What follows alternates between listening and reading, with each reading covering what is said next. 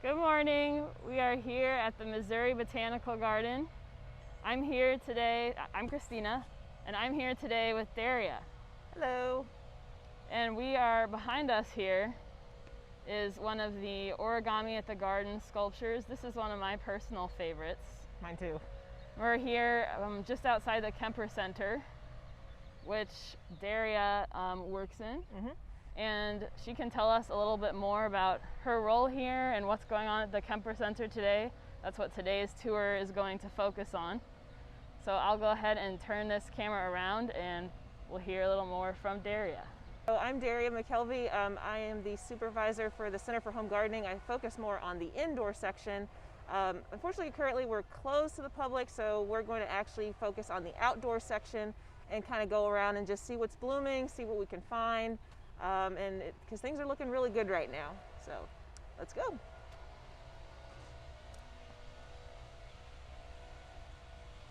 And it's a beautiful day here today. It's lovely. In St. Louis.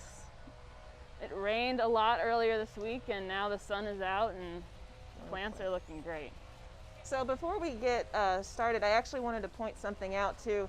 So even though we're close to the public, we normally would have our plant doctor desk open and you could come and ask garden questions. But in lieu of that, you can still reach us through our horticulture answer service, Monday through Friday, 9 a.m. to noon. And the number is 314-577-5143. Just to let you know, we are a little bit short on staff, so response times are taking a little bit longer, but we are working to get to everybody's question. So you can either leave us a message or you can email us at plantinformation@mobot.org. And you can send us your gardening questions if you need a plant identified or you got a question about a disease or something concerning on your tree or shrub. You can email us there. We just ask that the pictures be very good quality. That'll help us ID the plant or issue better. All right. Okay. So we're going to head down.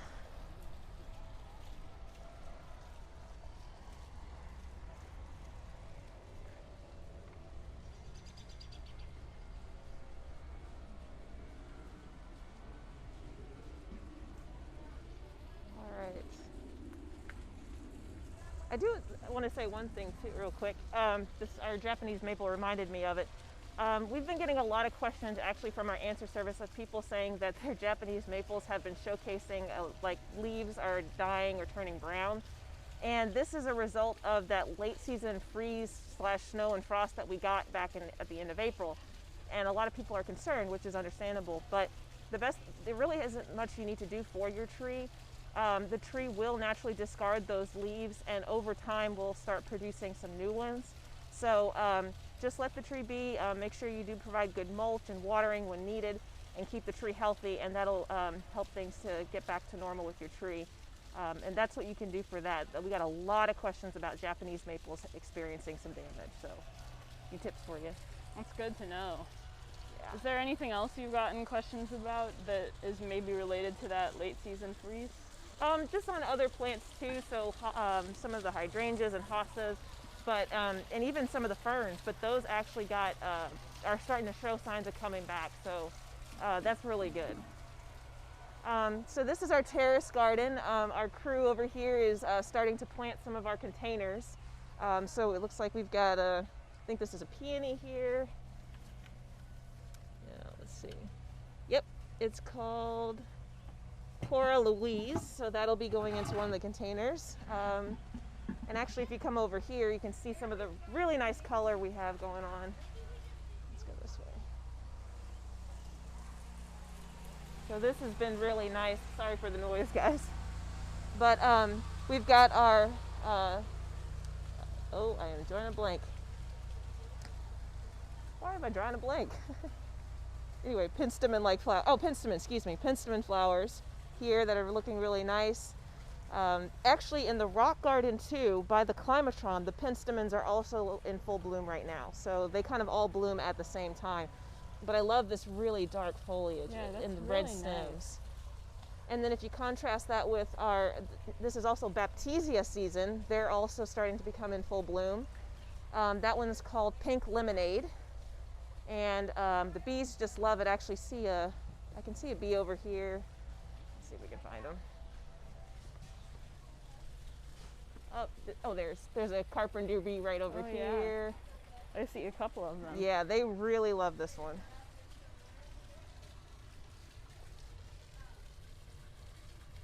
But I love the contrasting colors of it going from yellow to more pink. So. That definitely is an aptly named variety. Yes. There's another one in the the butterfly meadow. Unfortunately can't see it right now, but it's called Lunar Eclipse, and it goes from like a yellowish to almost a pink. A blue. Ooh. So it's really cool.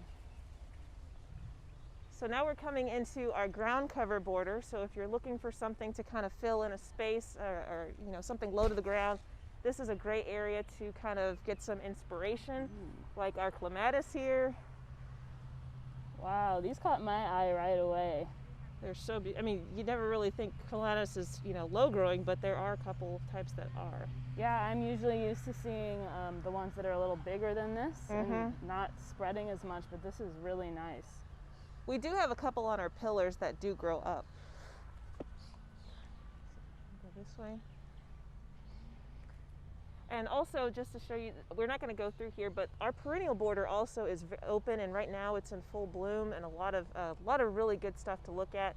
Some of the, let's see, right over here, this big shrub right there, that is a Physocarpus or 9-bark. That's one of my favorite sort of low shrub types, and those are in full bloom right now. Really sort of a coppery foliage, kind of like the penstemon we just saw, and then whitish pink flowers.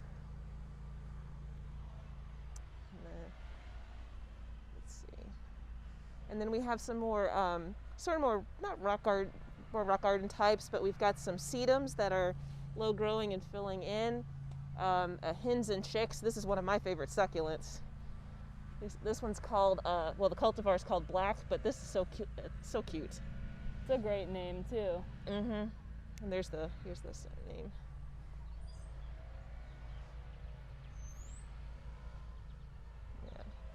And then one of them, plant that's going to, as the day goes on and it starts to open a lot more, doesn't look exciting right now, but this is the Wheels of Fire Wonder. And here's the flower here. Oh, let me get out this. There you go.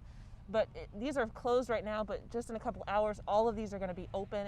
And you'll see how vibrant they are. It adds so much color. And so this is, I think this is going on its second or third year. So it's taken a little bit to get growing, but it's one of my favorites over this here.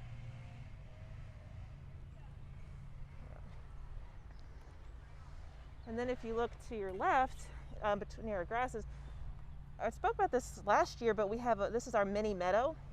And so it's a combination of grasses and a few flowering plants, just to we're trying a new landscape concept, and it's turning out pretty well. So you've got your Coreopsis here.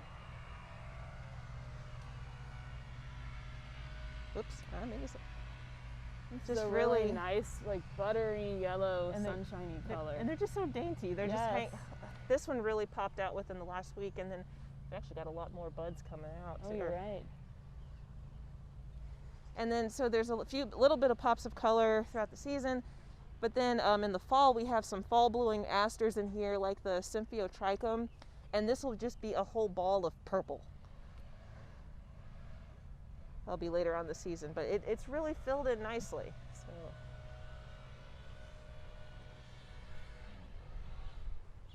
All right, so we're gonna get into now our garden for all, but I want to stop and just mention, if you ever come through here and you might see these gigantic bees flying around, you don't need to worry. Those are our Carpenter bees. We do have a wooden structure and they live here. We rely on them for pollination. And it's the males that are the ones that kind of get up in your face, and they're a bit on the aggressive side, but they're just territorial. Good thing is they don't sting. So if they fly, they'll buzz by your face, but just let them be, and they won't bother you. So they just bounce right off. Yeah, yeah. I've picked up a couple actually. They're quite cute. They're like flying pandas. They're really fuzzy. Oh yeah. So this is our garden for all. And so this just recently got planted, so I'm not familiar with all the stuff that's planted, but definitely we went with the tropicals here. just a wide variety of color, and like the crotons here. Yeah, this is really beautiful. Really, really a colorful area right now. Some alocasias, some lantanas. Lantanas do really well here. We do treat them as an annual, so you will have to replace them every year. But there are so many cultivars on the market. We actually nominated some for our Plants of Merit this year. It's called the Little Lucky series, and there's ones that are all yellow and a little bit of yellow and pink and red and yellow. So that whole series is one of our Plants of Merit because it has performed so well here. And we'll be releasing on our blog, the Discover and Share blog that the garden has. Our Plants of Merit will be going out soon, so keep your eye out for that. And that's always a great thing to reference if you're looking for plants to use in your garden. Yeah, Plants of Merit are ones that are selected by garden staff that have shown to be performed very well in this area. They're relatively low maintenance, they're well behaved, readily available in the nursery industry, or you could order them online, and just a great plant, that we, plants that we really have enjoyed. All right. So now we're getting into the vegetable garden, and we are actually in the transitional period because now we've taken out our winter crops like our lettuces and things, and we're getting ready to plant for summer. So one of the biggest questions we always get is, when can I plant my tomatoes? And now's the time you can plant your tomatoes. We're kind of out of that frost period. Generally, May 10th is kind of the ideal day. We were still kind of on the cool side around that time, but it looks like the temperatures are going to start staying within the 60s and 70s, even in the lows. So yes, you can start getting your summer vegetable crops ready to go into the ground. So we'll be planting a lot of stuff here. You can see we still have a little bit of Swiss chard that we're holding on to that just a little bit longer. And if you wouldn't believe it, this whole area over here, am I pointing correctly? Yeah, right there, is full of Nasturtium. And those all got hit pretty badly by that frost. Like, they were brown. Oh, wow. And I was like, these are not going to come back. But we just left them there, and look at them now. Yeah. Actually, we've got a few flowers on some.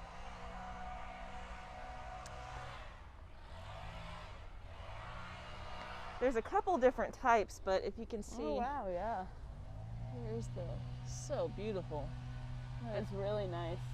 I saw one in here that was just mostly white, but then had little streaks of red.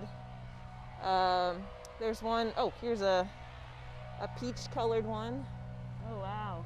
Yeah, so we're gonna leave these in a little bit longer and see if we can get some more blooms off of them. Oop. And I also want to point out behind us, you're probably wondering, what is this weird structure here? This is our living wall, and so in a couple weeks we have these what we call socks. They're essentially this mesh tube kind of filled with soil, and we can plant plants in there, stick them in these containers, and it's a watering system, and it allows us to grow plants all along this wall. So so if you have limited space, this is a great option for if you want to grow flowers or vegetables. Last year we did like rosemary, strawberries, some of the ornamentals, all contained within this wall. Wow. So yeah, looking forward to seeing this planted out. Yeah. I just noticed here's one of those white ones we were just talking about. Let's see if we can swing it around. Oh yeah, that was beautiful. Yeah, that was a really nice one. So, all right. And then across the way, it's kind of empty right now, but what we're going to do over here is actually try different fruit crops, some more shrubby type plants. I don't think we're going to go full tree, but we're hoping to put more fruit crops around in this area so the vegetables and fruits can be, kind of connected. We're just going to try a few things and see what happens. Cool.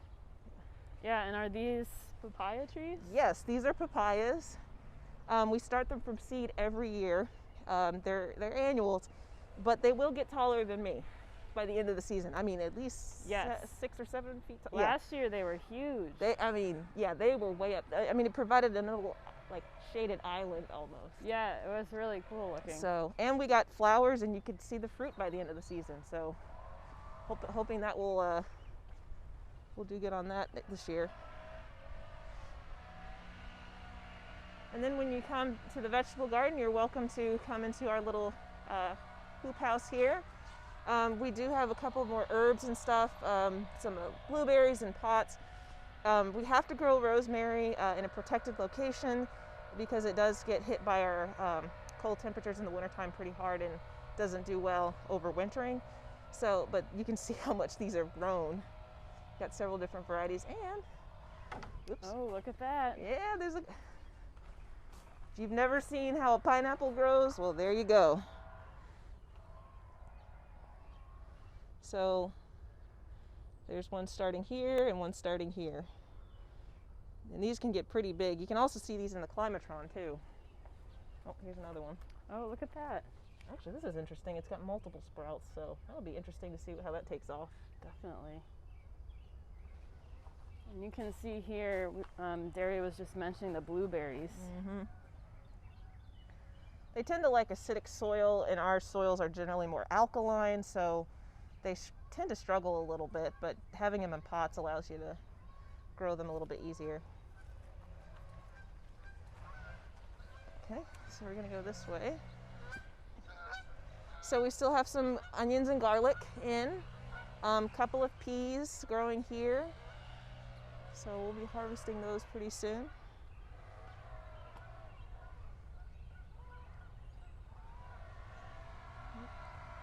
This over here, you may not realize, this is our little herb garden. So we just, staff just planted this.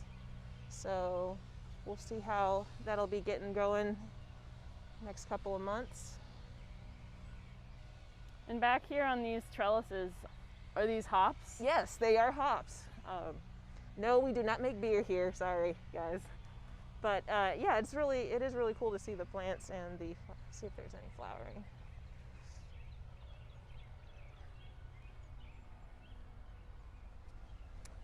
I don't see any hops. Oh, we got some starts, maybe. Oh, looks like the flowers just finished. So, and they're are these hardy here, or? Yes, they are. Oh, wow, okay. We don't have to replant these. It took a little bit to get them going, to get them started, but once they took off, they've been doing pretty good. So, very cool. It's got some sage and some chives and oregano. I can smell it too, even through the masks that we're wearing. Mm-hmm. You can smell that oregano, especially on a sunny day like this when the plants are being warmed. Oh yeah. I need to stay over here. Maybe the mosquitoes won't get me. Do they not like oregano? Usually sometimes, not oregano, but sometimes the mints and things, they don't tend to like that. Okay. So, asparagus. This is way beyond harvesting and eating this, but this is how big it can get once you let it go full grown. We usually, actually, so this is about the height that it's really good. This could be harvested, and then once it gets like flowery like this, or feathery with all the leaves, it just becomes really tough and woody and not really edible. So, but it's really a nice plant. It's such a wispy. Yeah, I love the ferniness of the leaves, essentially. Yes. Yeah. So this is pretty thick, and it produces. You just want to touch it. Yes. It produces actually separate male and female plants. So if it has flowers or fruit, it's going to be female. They produce red berries. Don't eat the berries though, because those will make you sick. So the stem, great to eat when it's young. Berries, don't touch. That's interesting. I didn't know that. Yeah. Oh wow, look at these. So yeah, so this is our perennial, starting to get our perennials. These are our chives, or allium, or chivette is the cultivar. Beautiful. The bees are very happy right now. Yes. I'm seeing, looks like little bee flies. Some honeybees over here. Yeah, I think I saw a carpenter bee. The alliums are really, this is their time. Not just the smaller ones, but even around the garden, some of the larger, like there's one cultivar called Millennium that is just beautiful, huge purple flower. And we're concentrating on the Kemper Gardens today, but speaking of alliums, if you like those, the Lehman Rose Garden right now looks so beautiful, and there's a lot of not just alliums but other purple flowers over there, and it's just an explosion of purple right now and some white mixed in. It's really nice. I totally agree. That is definitely the highlight for this week right now.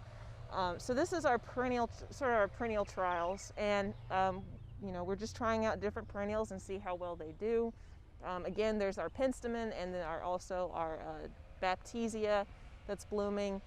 We've got some sage, and kind of running through the middle here, we just planted several hydrangeas last year.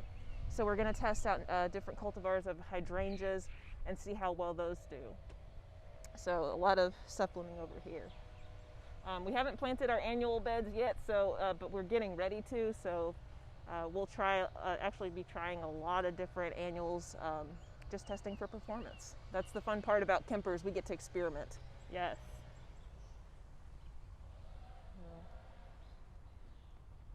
And when the annuals do go in, it really, I mean, the Kemper Gardens are probably my favorite place to be in summertime. It's just so colorful. Definitely worth walking through if you come here. Absolutely. So I wanted to point out again, I think I discussed this in the last time we walked through here, our climate garden. And so we jokingly say, like, this is the place where plants go to die. And the reason is because we are testing out plants that are not ideal for our hardiness zone. We're typically a zone 6, and some parts of the city might even be closer to a zone 7. But these are plants from zone 7 to 10, and we're just testing out to see how well they do. There might be some plants that, you know, the tag says zone 8, and maybe they actually are, part of them are hardy here.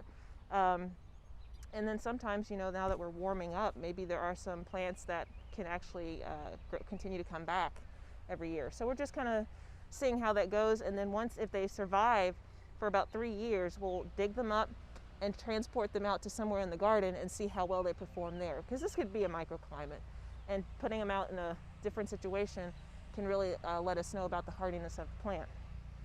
The one that I laugh at and I'm shocked at is this one here. This is spider lily, Skansha, or purple heartvine. This is a zone 10. This is a tropical, and yet this is the second year that this thing has popped up. This is not coming back from seed. This is normally, like I said, house plant, indoor plant. I have seen that the foliage can get hit by cold temperatures, but maybe that root system is hardier than we think. It has come back again for a second year. I am thoroughly surprised. That's crazy, especially with that late, really hard frost that you were talking about. Yeah, I think it may have skipped that, but even then, or it didn't come out until after that, but still, like, to survive 2 winters, that's pretty impressive. Yeah. So that's why we do this. That's the fun part. This one, the calla lily, I think it says year 2, but this is actually, I think, going on year 3. So this is a zone 8, much further south, and yet this is coming back. This did get a little bit nipped by the cold temperatures. You can still see some of the damage on the edge of the leaves, but look how it looks now. It's just, yeah, it's amazing. You would never notice that just walking by or casually looking. And let me point out one more cultivar down here that we're trying that I think is going to be interesting. This is rosemary, and like I said before, it doesn't. Rosemary typically does not handle our winter, so we kind of have to treat it like an annual or bring it inside. But this one that's been developed, Madeline Hill, is supposed to be more cold tolerant, and actually, it supposedly can kind of be marginally hardy. And this withstood our winter this past year, and it looks great. It never phased out. It never took a lot of damage from the cold temperatures, and it's just full and lush. So that might be a cultivar to consider if you want to try, you know, having your rosemary over winter. Let's see how that goes. Yeah, and you saw the size of those huge bushes in the hoop house over there. So if those could overwinter, they can get really large. Oh yeah. If you go further south, where they are hardy, they can get about that size, like just in a garden. Wow. So now we're looking at our cut flower garden, and so these are flowers you can cut and use in arrangements. I really love this allium here. The Carpenter Bees love it, but it's just huge flowers. Actually, you can see all the Carpenter Bees buzzing around. Yeah. Let's see. This one, that's a female Carpenter Bee. The males, I think I forgot to mention, will have a yellow patch in the front of their face. And those, again, like, are the ones that don't sting. But just to show you how, oops, sorry, that's how big the flower is.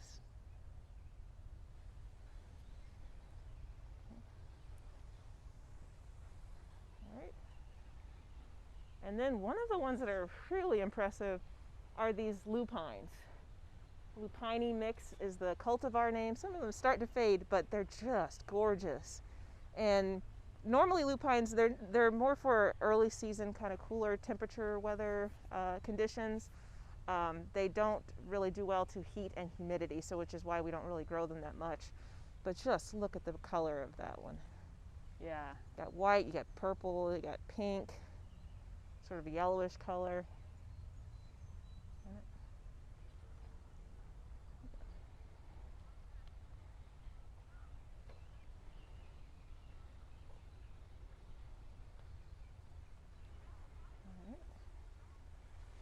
So we didn't get to go through it, but if you can look down here, this is our hosta walk. And right now, hosta is not only in here, Kemper, but also the hosta walk that's sort of by the bulb garden and towards the front. All the hostas are looking really great right now. They're really full. So if you're trying to get an idea for hostas, this is a great place to kind of, go shopping in a sense. If you have deer, sorry, don't grow hostas. They're like candy to them.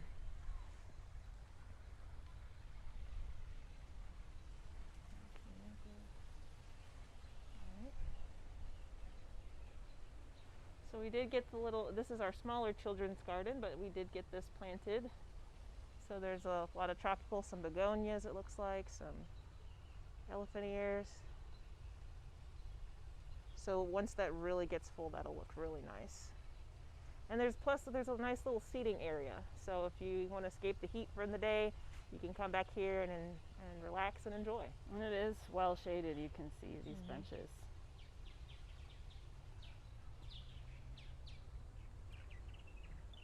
Okay, I don't know, hopefully you guys can hear this, but there's a weird chortle from a bird, calling overhead. And those are our purple martins. We have a house just right up here that we monitor, and so they've been really happy, just flying all over. But they have a very unique chirp, so it's always wonderful to hear them. Let's see if we can go a little closer. Yeah.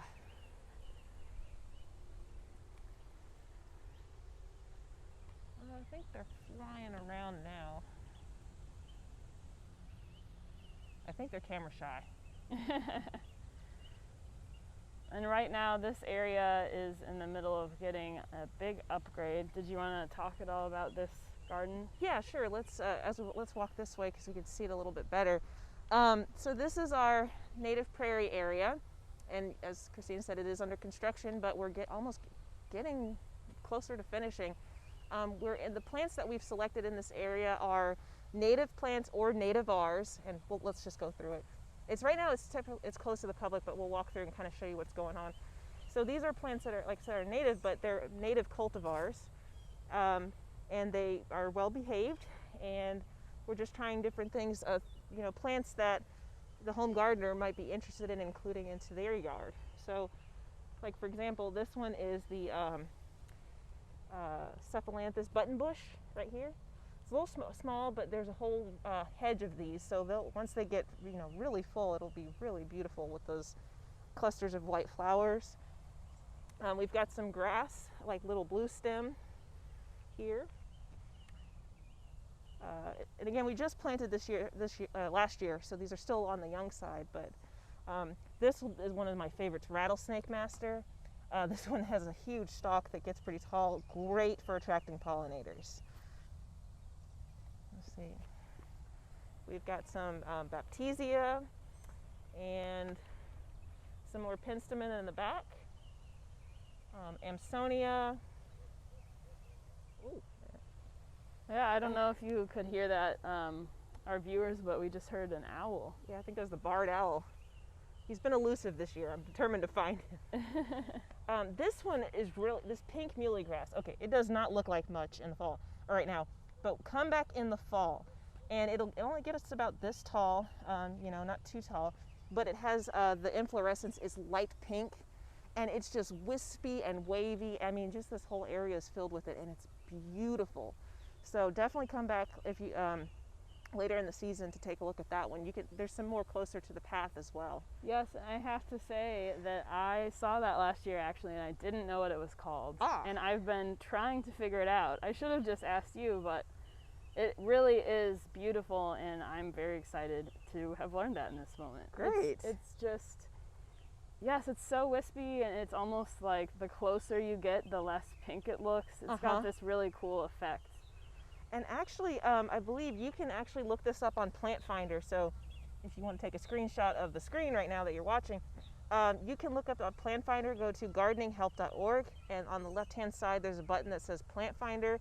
And if you just type in pink muley grass or, you know, Muhlenbergia, so on and so forth, there should be pictures of it on there, and you can read about it and what the growing requirements are, sun, moisture, height spread. And I mean, we have over 8,000 profiles. So all the plants that we plant here in Kemper that are meant for perennials, we include in our database. So even as you're walking around the garden and you're like, I want to know more about this plant, you can look it up on Plant Finder. So, and this section right now over here is like phase 1 of the project. As you can see, the path is completed here. And then phase 2 is the second half here. We're going to be planting within the next couple of weeks, and then the rest is phase 3. They're almost finished with the path, and it is going to be ADA accessible, so we'll have a lot more plants in here. And then hopefully once all that gets finished, you'll be able to go back up to our glade right here and up further our butterfly meadow. As you can see, a lot of penstemon blooming, Baptisia, Monarda, just a lot of really cool things blooming right now. But hope to have visitors through here soon. Yes, it's been going on for a few years now, right? Yeah. It's exciting that it's getting close. Yeah, I can't believe, like last year we were just doing, like, you know, putting in new soil, and now we've got the path laid. So yeah. We'll take you through one more spot where that's now open. This is our bird garden. It was closed last time we did this, but I mentioned we had a bog garden, and it's actually doing really well this year. I'm going to show you that.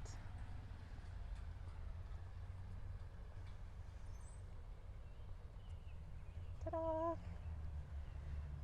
Oh, maybe I jumped the gun. So this is our bog garden, and we started, I think, at the end of 2019, getting the soil prepped. It used to be an old fountain, but we decided to try something different, and so we made sure that the soil was, you know, nice on the acidic side, using pine needles and other material, and planted our plants for the first time last year, and now they're blooming. So that is a pitcher plant. That's what the flower looks like. The pitcher plants, some of them are still at the developing side. This a little crispy here, but basically they have sort of a opening which attracts insects. They have like sometimes a little nectar under here that's appetizing to insects. They'll try to climb up on this ridge and fall in, and there's liquid down here that will actually drown them, but the liquid inside has digestive enzymes which will break down that insect and feed the plant. Kind of cool. Yeah, it's very cool. This one over here is the rain lily. Those are always really nice, and they do usually pop up after rainy events. And again, we just planted these last year, and so now they're all starting to flower, which is it's just been amazing to see how quickly they've grown. We've got a couple of others too. I mean, here's an even bigger rain lily. Oh yeah, that's really nice. I'll show you the size of that. And what's also neat about this bog garden too, because just to show you the soil, it's soft, but it's still sturdy, And when this area collects water, it kind of pools in little spots. And I've actually seen honeybees stopping by here to get a drink. Oh, wow. So it's providing a little service to some pollinators.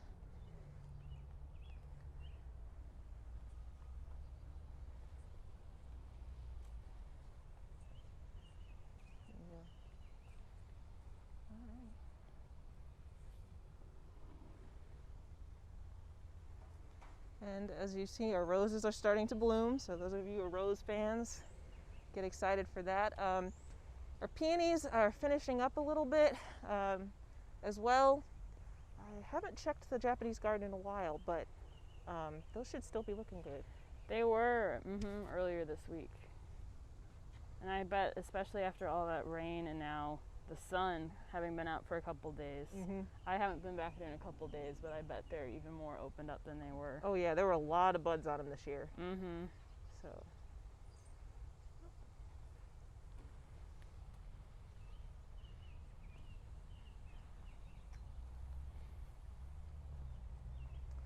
Let me see on this one real quick. I do want to mention one thing. I don't have it, I don't think it's on this tree, but I got a question the other day and I'm seeing this. This is our witch hazel here, and I've been getting some questions. Some of the witch hazels, like if it's Hamamelis vernalis or Virginiana, some people are noticing these cone-shaped projections on the leaf. This one doesn't have it, but they're kind of in the center or kind of scattered through the leaf, and those are just a gall. A lot of galls are showing up on trees right now, and there's really nothing to worry about. It's usually the galls are caused by like an aphid or a mite, and they initiate these protective structures over themselves to either for protection and also sometimes food as they develop into full adults. And they don't really cause any detriment to the tree. They just kind of use the tree as a place to live. So if you see galls, there's all different types, there's all different colors. Don't need to worry about them, just let them do their thing. They've had, it's part of the ecology of these trees. These insects have, worked with these trees for maybe thousands of years. So you'll start to notice them, but no need to worry.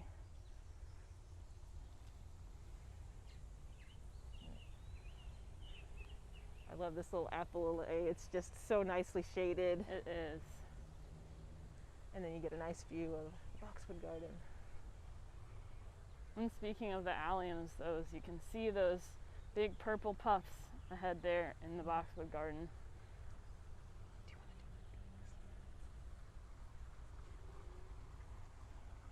Okay. I'm going to swing around here.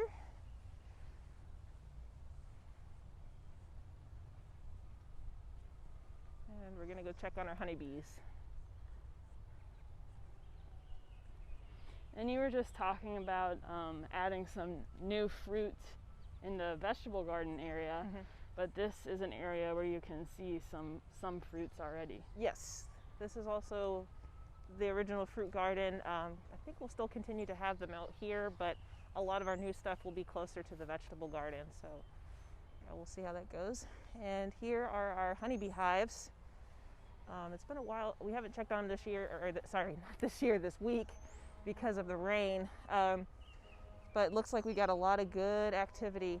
If you see here on this first tower, making sure I'm pointing to it, yeah, this one right here, this box and this box is our honey supers, and so those are the two boxes we started where we'll be collecting honey off of. That probably won't happen until later in June. They're still collecting. Some of the other boxes have taken a little bit longer to get started. We do have one honey super on this third one here.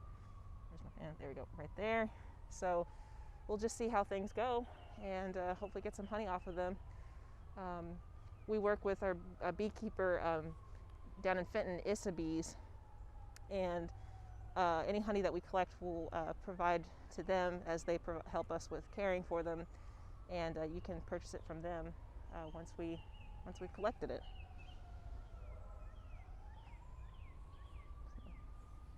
Really fun to watch. I mean, yes. just watching, just seeing how the colony operates and seeing what they do and working as a collective organism is just incredible. And as you can see, these bees are really active today, out enjoying the sun. It's great weather in St. Louis right now. It'll be a great weekend to visit.